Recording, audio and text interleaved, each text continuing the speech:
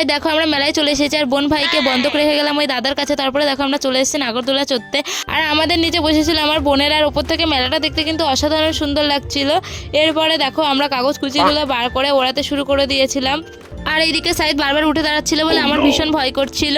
আর নিচ থেকে ফাইনাল ভিডিওটা কেমন আসলো তার জন্য একটা আলাদা ভিডিও পোস্ট করে দেবো, তোমরা দেখে নিও কেমন আসলো ভিডিওটা। আমাদের নাগরদোলা চড়া শেষ হয়ে গেলে আমি নিচে নেমে সবার আগে আমার ফ্রেন্ডকে থ্যাংক ইউ জানালাম এতক্ষণ আমার ভাই বোনকে বন্ধক রাখার জন্য।